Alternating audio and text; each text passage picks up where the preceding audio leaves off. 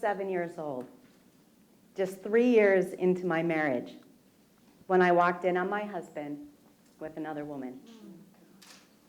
She was supposed to be my friend. I was devastated. The life that I had worked so hard to build was shattered. I felt like a failure, like I wasn't enough. Filled with shame, I just wanted to crawl into a hole and hide. But I was leading my family's staffing and recruiting company, growing it from 8 to 26 million in revenue. Falling apart was not an option. I had a business to run, teams to lead, and very importantly, a family reputation to uphold. Image was very important to my family. I was expected to stay strong, to not show emotion, and to hide that I felt like I was dying inside. I felt powerless. During a meeting with my father, in an effort to keep me focused and to keep my composure at work, he told me that my marriage was just a contract, that it was over, and that I would have another one day. To not show emotion, because when you're vulnerable, people will hurt you. I put a smile on my face, and I presented a false image to the world. I needed to look powerful, even though I felt powerless inside. Looking back, my divorce was very painful and felt insurmountable at times.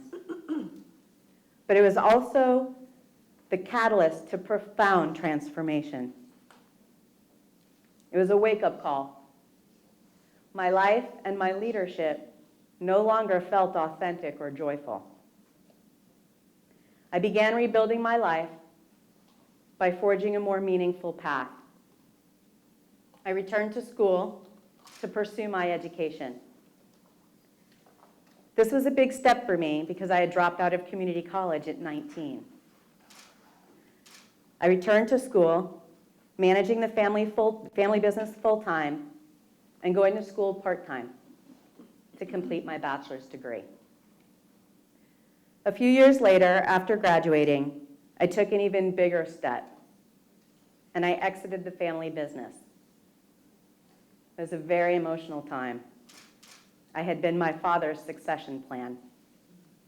I walked away from a very wealthy, luxurious lifestyle most people can only imagine, and left a family inheritance that would have offered me a lifetime of security. It also meant leaving many personal relationship losses, enduring many personal relationship losses. Walking into the darkness of the unknown and risking uncertainty was terrifying, despite being incredibly liberating. I was leaving behind who I thought I was to become who I really am.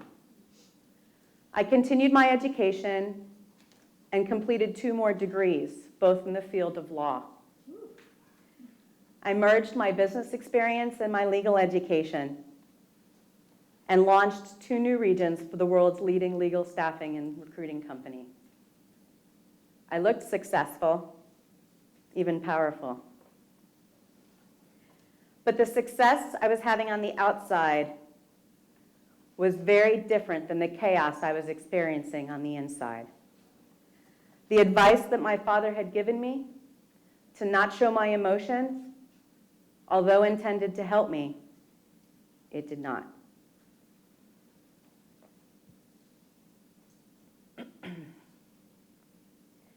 I put on an image that was not authentic. It led to me hitting an emotional wall. Pretending to be someone or something that I wasn't did not allow me to receive empathy, a critical aspect of healing. All of the personal losses that I had endured had built up. I had an emotional breakdown and a 4-year battle with depression. A battle so severe that it was debilitating to even get up every day. I isolated myself and hid what I was going through. You or someone you know might have endured this struggle because 1 out of 20 Americans 12 years or older suffer with depression. A greater percentage of those are women. Depression leads to hopelessness, deep sadness, and loss of passion. My energy was depleted, I lacked focus, and my motivation was gone. I had lost it. My leadership was constricted, and my performance suffered. It's really hard to help other people reach their highest potential when you can barely get out of bed to reach your own. When I was a little girl, my grandfather told me that little girls grow up to be miserable women.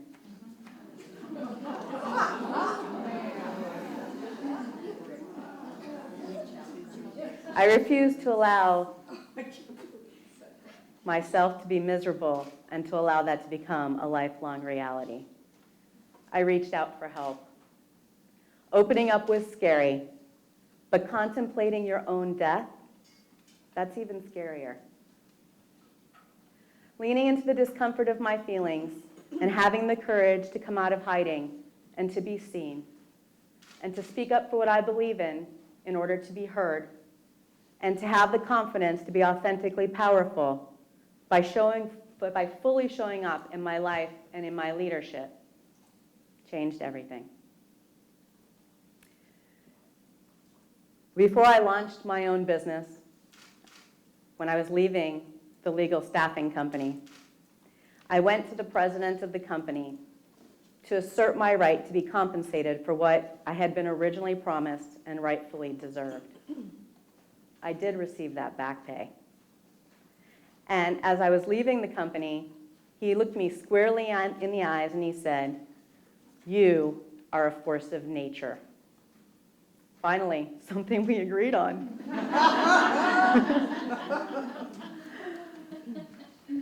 I launched my own business, Powerful Transformations, a human potential training company. I knew I could be a success in business. I had already been a success. But this time, I wanted it to be authentic. I began writing a book, became a professional speaker, launched my keynote and leadership development programs, and mentored individuals to help them break through internal and external barriers that was holding them back from their own success. Last year, I was conducting a leadership development program for a top healthcare company with 250 managers in attendance. And I started to share a little bit of my story. During one of the breaks, one of the senior executives came to me and said, "There's more to your story. Share it. Be vulnerable. My people can handle it." I was thrilled and extremely grateful. He opened the door for me to freely express myself. Even though I thought there was a risk of me crying, I shared more of my story. Authenticity had never felt so right. At the end of the program, there was a line of managers waiting to talk to me, to tell me the significant impact my vulnerability had had on them. One of the senior leaders told me that by sharing my story, I had given her permission to be powerful at home and at work. Permission to be powerful. What a great title for my book. Being vulnerable didn't get me hurt. It connected me more deeply with my audience. It cultivated trust, and it created a more meaningful experience for them and for me. I finally felt powerful. Truly powerful, successful inside and out.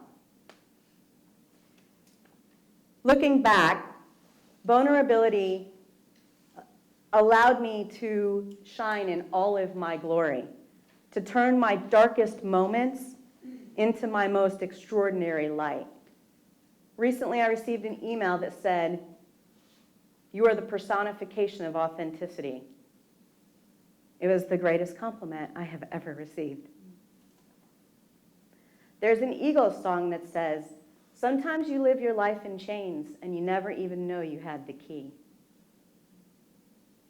Looking forward at your own lives, careers, and businesses, you have the power to forge your own path by unlocking your own vulnerability and authenticity.